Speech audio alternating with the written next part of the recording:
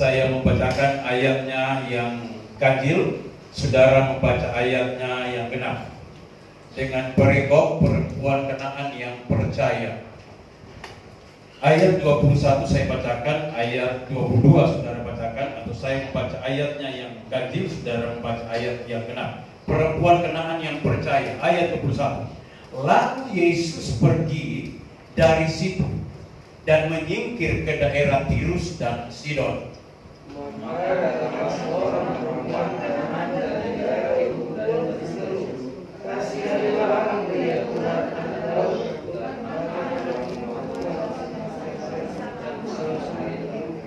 Tetapi Yesus sama sekali tidak menjawabnya.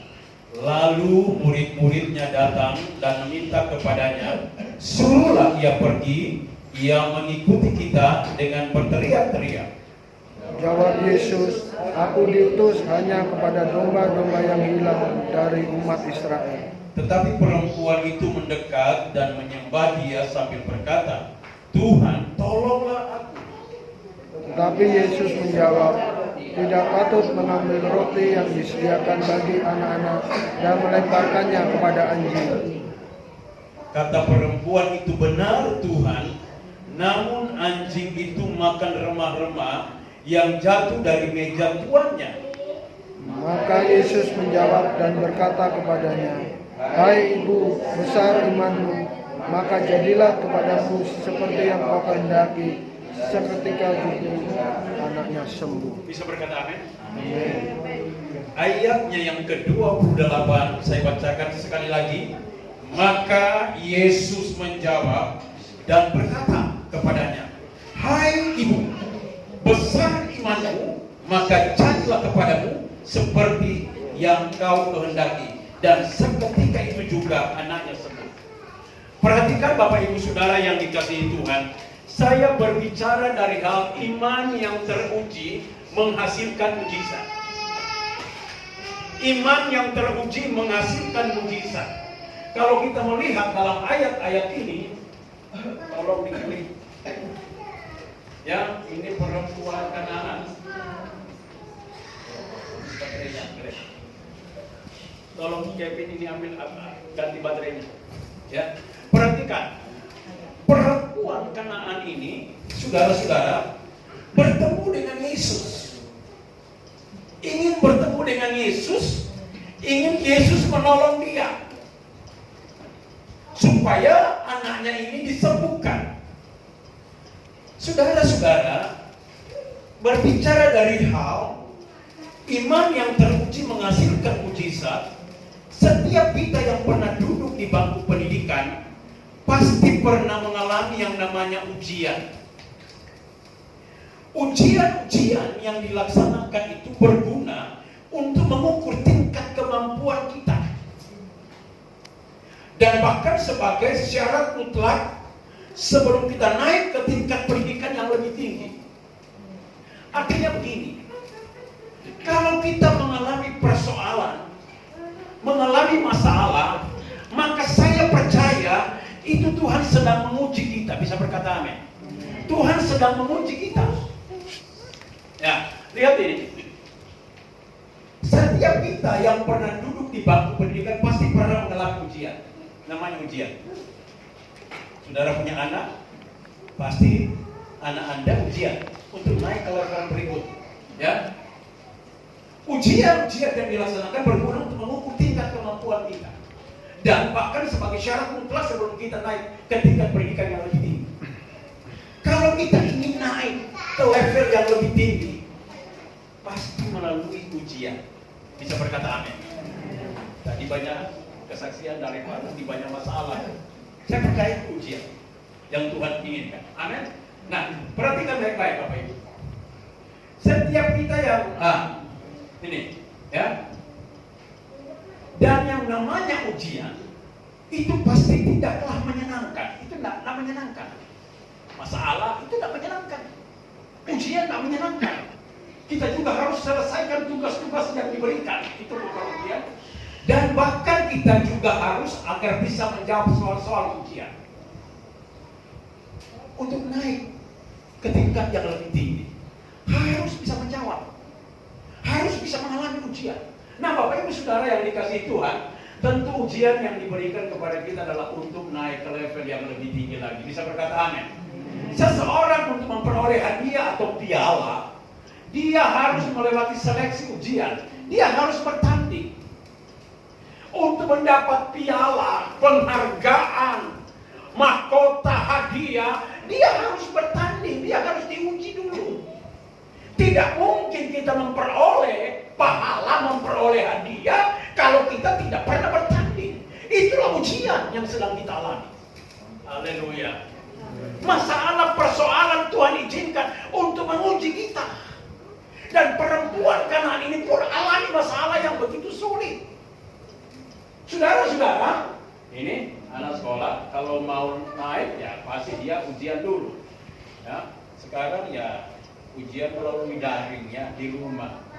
Ya, kemarin mereka sampai hari Sabtu sore libur diuji. Nah, sampai seperti ini, adok. Tidak menyenangkan.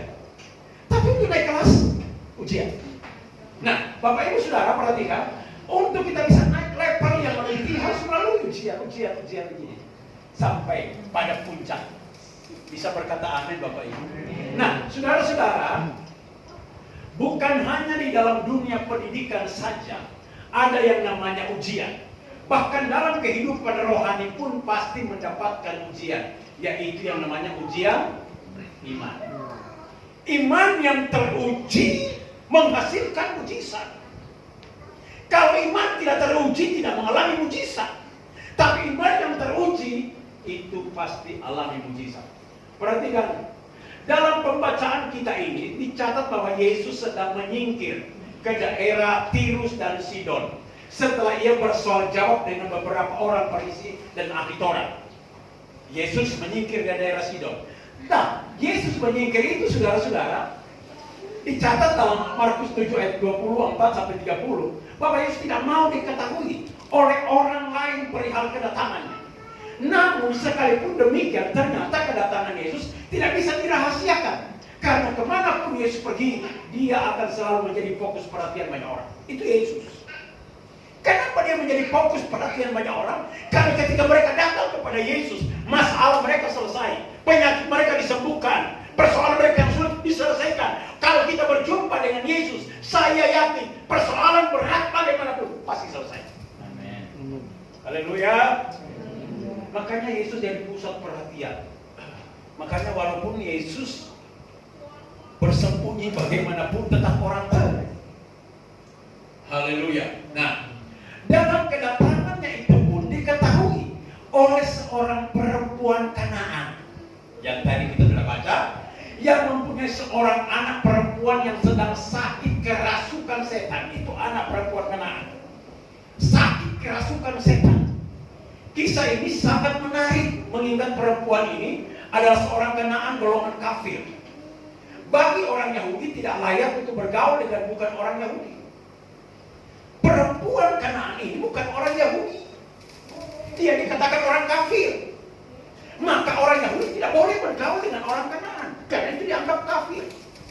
Tetapi perempuan yang kafir ini, perempuan Kanaan ini, karenanya sakit, dia datang kepada Yesus. Dan ayat 28 mengatakan anaknya disembuhkan oleh Tuhan. Bisa berkata amin. Artinya begini, Tuhan tidak memandang kita orang Kristen atau bukan. Kalau kita datang kepada Dia, pasti Tuhan tolong kita. Bisa berkata amin. Kalau kita datang kepada Dia, pasti Tuhan tolong kita. Haleluya. Namun iman diperoleh dari keberanian dan ketabahan perempuan ini dalam menghadapi tantangan atau ujian. Mendapat ujian dari Yesus, dan bahkan apa yang diinginkan akhirnya didapatkan, anaknya sembuh. Sebagai orang-orang Kristen kita harus mengalami ujian iman untuk mendapatkan mujizat dan pertolongan Tuhan. Nah, perhatikan Bapak Ibu Saudara, mari kita belajar tentang ujian iman yang harus kita alami ditujukan dari sikap-sikap Tuhan Yesus Kristus kepada perempuan Kanaan seperti yang tertulis tadi. Matius 19, 21-28 yang kita sudah baca. Apa yang dilakukan oleh Yesus ketika perempuan Kanaan kafir ini menghampiri Dia? Yang pertama Bapak Ibu Saudara, yang pertama yang dilakukan oleh Yesus, Yesus sikap diam dari Tuhan Yesus. Perempuan Kanaan ini datang, sembuhkan anak saya yang kerasukan setan.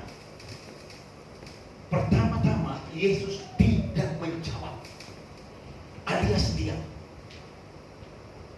Sikap diam dari Yesus. Coba perhatikan ayat ini. Tetapi Yesus sama sekali tidak menjawabnya. Ayatnya yang ke-23. Lalu murid-muridnya datang dan meminta kepadanya, suruhlah ia pergi. Ia mengikuti kita dengan berteriak-teriak. Perempuan itu berteriak-teriak, Tuhan Yesus, tolong anak saya. Tolong anak saya. Tetapi Yesus seolah-olah diam, tidak menjawab. Sikap diam dari Tuhan Yesus, kita perlu mengerti kenapa Yesus diam. Sangat menyakitkan kalau tidak dipedulikan oleh seseorang yang sangat kita harapkan mampu menolong kita. Haleluya. Sakit. Kita minta tolong ke orang, orang itu tidak mau peduli dengan kita, itu sakit. Dan itu Yesus lakukan kepada perempuan Kanaan. Ketika kita sudah berharap sebenarnya kepada orang tersebut, namun orang itu sama sekali tidak memberi perhatian. Hal itu sangat mengecewakan, kecewa. Kenapa Yesus diam? Aku sudah bertanya-tanya kenapa Yesus diam. Rasanya kecewa. Karena Yesus diam, sakit, tidak diperdulikan. Tetapi saya mau katakan kepada saudara, perhatikan baik-baik. Hal yang sama dialami oleh perempuan Kanaan ini. Dia datang kepada Yesus dengan harapan yang besar bahwa Yesus akan menolong. Namun apa yang diperoleh tidak sesuai dengan harapan. Yesus tidak menjawabnya sama sekali. Tuhan Yesus diam. Ada apa dari kediaman Tuhan Yesus ini? Kenapa Yesus harus diam? Suatu keadaan yang sangat menyakitkan. Tapi sikap perempuan ini sangat mengagumkan. Perhatikan. Dia tidak undur sedikit pun. Ia ini merupakan satu sikap yang patut diteladani oleh setiap orang. Sekalipun Yesus diam, tapi lihat ini perempuan Kanaan ini. Dia tidak mundur. Dia tetap mendekati Yesus. Adakah hari ini engkau mengalami persoalan yang sulit? Rasanya mungkin engkau berkata, kok Tuhan Yesus gak tolong saya sih? Ini masalah terlalu berat. Kok rasanya Tuhan diam sih gak tolong saya? Yang Tuhan inginkan darimu, tetap datang kepada Dia.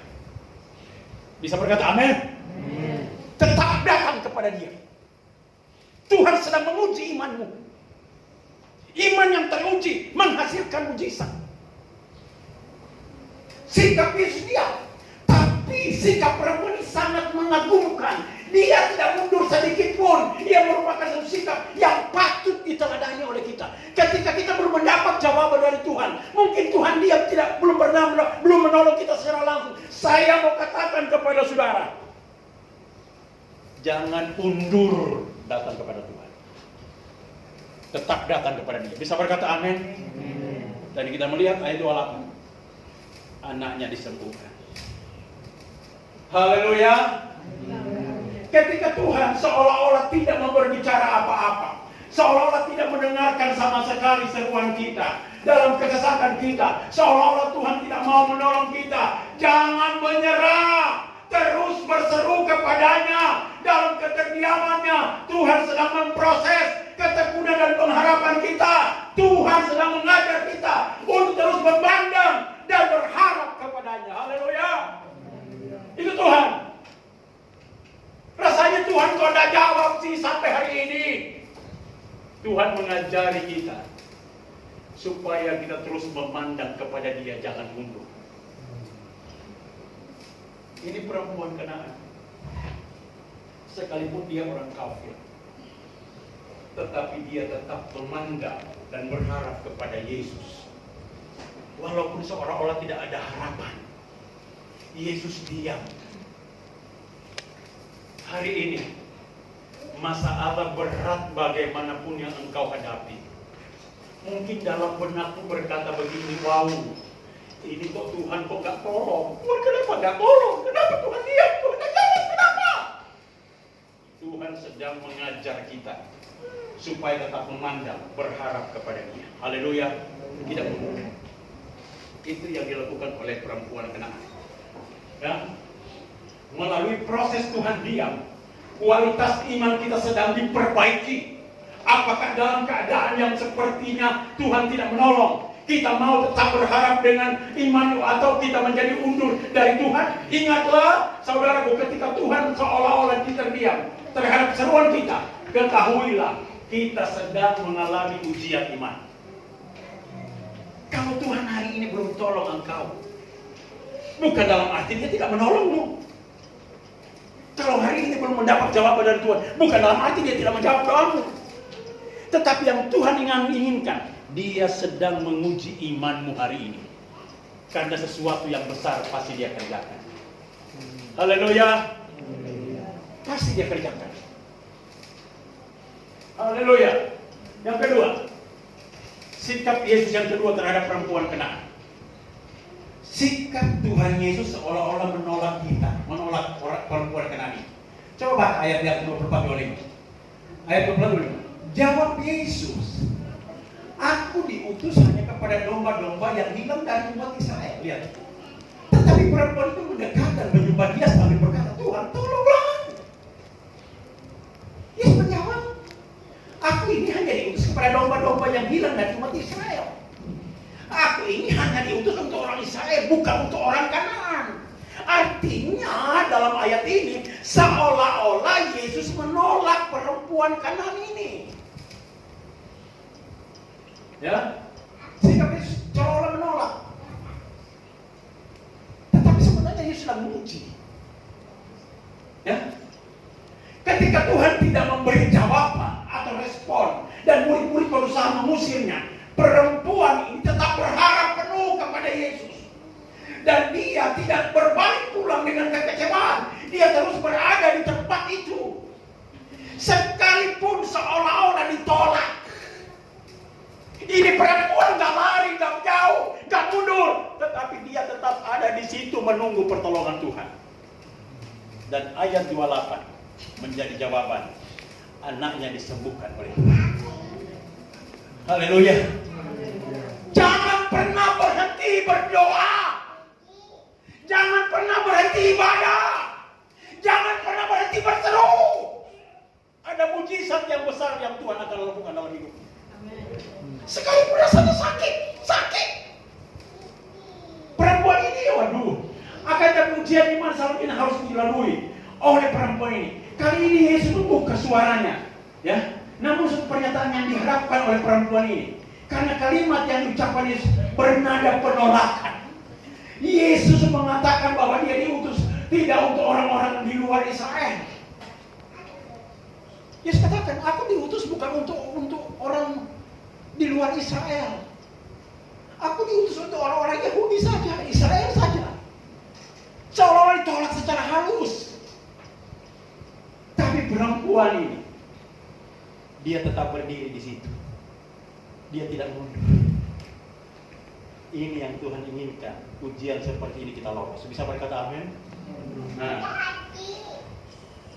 suatu penantian dan pengharapan yang lagi-lagi menyakitkan. Seolah-olah Yesus menolak memberikan pertolongan. Kembali perempuan ini memperlihatkan sikap yang sangat mengagumkan. Dia tidak putus asa. Sebaliknya dia malah semakin mendekat dan menyembah Yesus. Dia lebih merendahkan dirinya dengan pengharapan yang besar kepada Yesus. Pertama dia diam, Yesus diam. Yang kedua buka mulut. Tapi menolak, seolah-olah menolak. Tapi sebuah sikap dari seorang perempuan Kanaan, malahan dia semakin mendekat, semakin menyembah Yesus. Dan ayat 28 menjadi jawaban. Anaknya sembuh, doanya didengar oleh Tuhan. Haleluya. Rasanya kok Tuhan menolak si doaku? Tidak seperti itu. Tuhan sedang menguji kita. Apakah kita tetap datang kepada Dia? Sekalipun rasanya sakit, dipermalukan.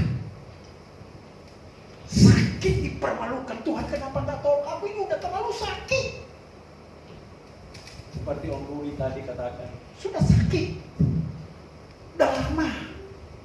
Saya selalu katakan kepada beliau, sabar, sabar, sabar. Oh. Pada waktu itu dieloin sama orang dari situ Bondo, saya ada di situ temani beliau karena dia telepon, Om Ruli, oh Pak John, ayo temani saya. Dicaci maki seperti ini. Saya katakan, Om, jangan bertindak, tetap sabar. Biarkan Tuhan yang akan membela. Amin, saudara. Pasti Tuhan bela, pasti Tuhan bela. Dan saya mau katakan kepada ibu-ibu, ya, kalau engkau mau diberkati Tuhan, tempatkan suamimu sebagai imam dalam keluarga. Nomor satukan suamimu dalam keluarga. Karena Alkitab berkata seperti itu. Hai istri, tunduklah kepada suami seperti kepada Tuhan. Baru ayat berikut berkata, hai suami, kasihilah istrimu. Bukan mengasihi dulu, bertunduk dulu istri, baru ada kasih suami. Bisa berkata amin? Tidak boleh dibalik. Belajar dari sini. Saya katakan kepada Om Rudi, Om, ada waktu Tuhan yang tepat untuk mengembalikan semuanya. Tuhan sedang melakukan mujizat yang besar. Sabar, sabar. Dan perempuan Kanaan itu sabar. Dia tidak pernah berhenti melawan, dia semakin mendekat dan menyembah Yesus. Dia lebih merendahkan diri lagi dengan pengharapan yang besar kepada Yesus. Jangan putus asa. Ini perempuan tidak putus asa. Ditolak, dia tetap mendekat, dia tetap berdoa, dia tetap berharap. Dan ayat 28 menjadi jawaban. Anaknya disembuhkan oleh Tuhan. Haleluya. Haleluya. Haleluya. Terkadang kita merasa ditolak Tuhan. Dan sepertinya Tuhan memalingkan wajahnya dan tidak memberi pertolongan sama sekali. Ketika kita sedang dalam tekanan masalah. Rasanya seperti itu. Rasanya mau nangis. Dan ini dialami oleh perempuan Kanaan. Tapi satu sikap dari perempuan Kanaan, dia tetap maju. Dekati Yesus. Minta pertolongan Yesus. Dan dia ditolong oleh Tuhan Yesus. Haleluya. Puji Tuhan. Namun dalam keadaan seolah-olah Tuhan menolak kita. Dan semua jalan keluar dari masalah kita sepertinya tertutup. Jangan pernah menyerah. Karena dalam keadaan seperti ini Tuhan sedang menguji kesabaran kita. Dan kesabaran itu akan membuahkan hasil yang sangat indah. Amsal menuliskan, orang yang sabar melebihi seorang pahlawan. Bisa berkata amin. Sakit. Memang sakit. Ketika diilo-iloi orang. Ya, tidak diperdulikan, ditolak oleh orang. Tetapi Tuhan menghendaki supaya kita tetap sabar. Karena pembelaan yang sejati bukan datangnya dari manusia, tapi datang dari Tuhan. Nantikan itu, pasti ada mujizat. Haleluya. Dan perempuan Kanaan ini alami itu. Dia ditolong, anaknya disembuhkan. Ya, yang ketiga. Sikap Tuhan Yesus yang ketiga. Sikap Tuhan Yesus seolah-olah merendahkan dan mempermalukan kita. Lihat. Tadi diam pertama, yang kedua menolak. Seolah-olah menolak. Yang ketiga seolah-olah merendahkan kita. Ayatnya di mana? Ayat 67. Jadi, tetapi Yesus menjawab, tidak patut mengambil roti yang disediakan bagi anak-anak dan melemparkannya kepada anjing. Kata perempuan itu, benar Tuhan, namun anjing itu makan remah-remah yang jatuh dari meja Tuhan. Lihat. Sampai dikatakan anjing. Tidak baik roti itu disediakan bagi anak-anak dan dilemparkannya kepada anjing. Oh, sakit bukan? Sakit.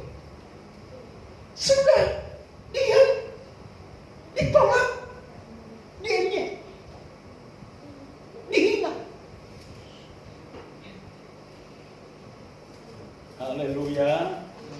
Haleluya. Sikap Tuhan itu seolah-olah merendahkan dan mempermalukan kita. Tetapi itu sikap Tuhan sedang menguji kita. Sudah minta maaf. Kalau saya rekaman waktu itu panjang yang minta maaf. Tapi saya tidak bisa keluarkan karena makian terlalu hitam. Sampai mata Om Rudi sudah begini. Ci, sudah Ci, ini Bapak sudah minta maaf, berkali-kali minta maaf. Tidak. Tangannya Pak Rudi mau saya suruh pegang tangannya, minta maaf, tidak mau. Lihat orang dunia. Tapi saya katakan kepada beliau, sabar, akan alami kemenangan yang luar biasa. Ya,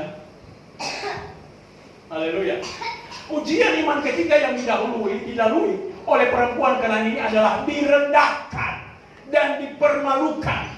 Matius mencatat bahwa ketika perempuan ini semakin mendekati Yesus dan menyembah, Yesus menjawab bahwa tidak patut memberikan makanan anak-anak kepada anjing.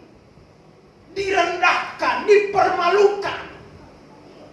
Tapi itulah ujian iman yang harus diterima oleh perempuan Kanani. Dikatakan sebagai anjing tentu bukan hal yang menyenangkan. Sebaliknya itu akan sangat menyakitkan. Akan tetapi perempuan ini tetap bertahan dan tidak menyerah. Dia membenarkan apa yang dikatakan Yesus dan semakin merendahkan dirinya di hadapan Yesus. Itu yang sikap itu yang kita kagumi dari perempuan ini. Direndahkan, didiamin, ditolak, dia tetap rendahkan dirinya di hadapan Tuhan. Kalau lewat ujian seperti ini, lihat engkau akan melihat mujizat pertolongan Tuhan. Haleluya. Alkitab berkata, jangan balas kejahatan dengan balaslah kejahatan dengan kebaikan. Wah, ini Bapak kalau mungkin belum kenal Yesus, dia sudah pukul itu. Tapi puji Tuhan, ada firman di dalam hidupnya, dia minta maaf. Sekalipun dia nggak ngomong. Ceritanya begini, Rudi jelaskan kepada saya. Itu orang kontrak rumahnya Pak Rudi di situ Bondo selama 5 tahun. Kemudian apa yang dikatakan Yesus dan semakin merendahkan dirinya, itu perempuan Kanaan di hadapan Yesus. Dan saudara-saudara, kita melihat suatu sikap yang sangat menakjubkan dan mengagumkan dari perempuan Kanaan sehingga Yesus pun memberi pujian. Dari imannya yang besar itulah yang menyembuhkan anaknya. Seketika itu juga iman yang diperoleh melalui berbagai ujian yang cukup berat. Yesus sembuhkan anaknya, tapi ini ibu melalui proses ujian. Didiamin, ditolak, direndahkan. Haleluya. Jemaat Tuhan, belajar dari sikap ini. Kalau sikap ini ada pada kita, saya yakin kita akan menerima mujizat yang besar. Amin. Jangan balas kejahatan dengan kejahatan. Nah, seringkali sebagai anak-anak Tuhan, kita mengalami situasi di mana kita merasa sangat dipermalukan dan sangat direndahkan. Jangan berputus asa dan jangan kehilangan harapan. Yesus tidak sedang mempermalukan kita, sebaliknya dia sedang menguji ketabahan kita, kesetiaan dan kerendahan hati kita. Ujian kerendahan hati adalah ujian yang paling berat. Tapi jika kita berhasil melaluinya, kita akan memperoleh hasil yang luar biasa, seperti perempuan Kanaan itu. Direndahkan, minta maaf, direndahkan, minta maaf. Itu ujian kerendahan hati. Kalau kita lolos dari ujian kerendahan hati, saya yakin mujizat demi mujizat akan kita peroleh. Haleluya. Haleluya. Dan perempuan itu lolos. Dan akhirnya apa? Iman yang teruji menghasilkan mujizat. Ayat 28, maka Yesus menjawab dan berkata kepadanya, hai ibu, besar imanmu, maka jadilah kepadamu seperti yang kau kehendaki. Dan seketika itu juga anaknya sembuh. Haleluya. Tadi dipanggil diumpamakan anjing. Sekarang karena dia lolos dari ujian, Yesus panggil apa? Ibu. Dahsyat ini perempuan Kanaan. Jemaat GPDI Yesus jawaban. Saya katakan sekali lagi, jangan balas kejahatan dengan kejahatan. Makanya pada waktu saya damaikan Bapak Rudi, saya katakan, oh minta maaf aja, minta maaf. Karena di balik merendahkan diri, ada mujizat yang besar terjadi. Haleluya. Dan ini perempuan alami. Ya, maka Yesus menjawab dan berkata, hai ibu, besar imanmu, maka kepadamu seperti yang kau kehendaki. Dan ketika itu juga anaknya sembuh. Dan saudara, mungkin kita pernah mengalami hal seperti ini. Didiamkan, ditolak, direndahkan. Tapi jangan pernah putus asa, tetaplah setia dan berharap kepadanya, karena Tuhan tidak akan membiarkan kita ditertekan oleh masalah terus-menerus. Tuhan pasti menjawab doa kita. Amin. Terus iring dia, datang kepada dia. Karena waktu yang tepat, ketika kita iman kita sudah teruji, lihat itu mujizat Tuhan terjadi dalam hidup kita. Sebab dari sabar dan pujilah dia, karena dia sedang menuntun kita kepada rencananya yang besar. Jawaban akan kita terima pada waktu yang tepat, karena Tuhan tidak mengenal kata terlambat. Tetaplah setia dan berharap kepadanya, dan kita akan terheran-heran melihat apa yang Tuhan lakukan dalam hidup kita. Haleluya. Tetap berharap. Ditolak, didiamkan, direndahkan, tetaplah setia berharap kepada dia. Ketika kita lolos dari ujian itu, mujizat pasti terjadi. Yakobus 1 ayat 2-3, saudara-saudaraku, anggaplah sebagai suatu kebahagiaan apabila kamu jatuh ke dalam berbagai percobaan. Sebab kamu tahu bahwa ujian terhadap imanmu menghasilkan ketekunan. Amin. Ujian terhadap imanmu menghasilkan ketekunan. Haleluya. Coba lihat ini. Ini video singkat. Tolong suaranya. Ini video Yesus bersama murid-murid berlayar. Yesus seolah-olah diam, tidur di buritan perahu.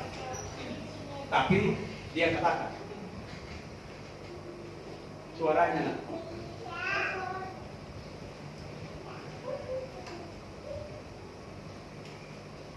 Ini mereka bertolak ke seberang, ya, menuju ke Kapernaum, melewati danau Galilea. Lihat Yesus ini, Yesus tidur, seolah-olah tak peduli.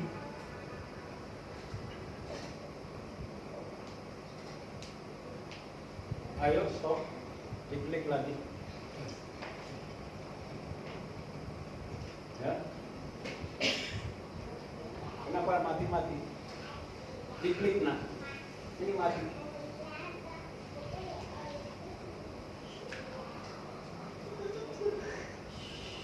Kevin.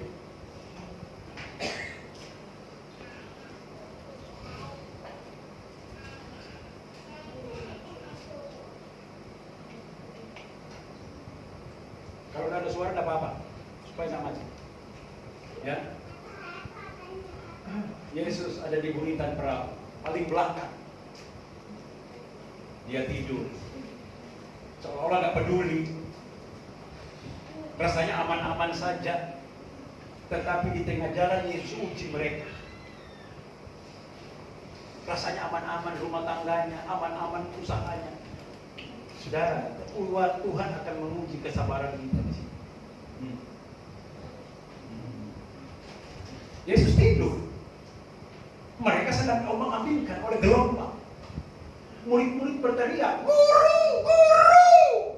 Tolong, kita binasa, kita tegakkan tenggelam, guru. Engkau tidak peduli kalau kita binasa." Yesus tidur.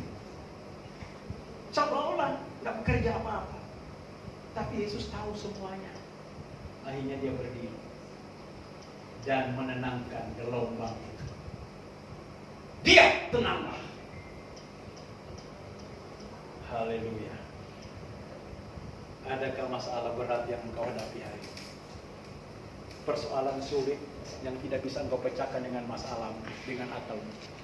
Saya mau katakan kepada saudara, tetap datang kepada Yesus. Dia akan menolong dan memberikan mujizat dalam hidup. Haleluya. Seperti perempuan Kanaan ini, didiamkan, ditolak, dihina, dia tetap datang kepada Yesus. Dan dia mengalami mujizat, anaknya disembuhkan. Masalah apa yang engkau alami hari ini?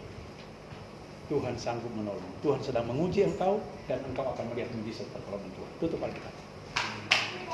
Ku tetap cinta, ku tetap setia. Kita nyanyikan.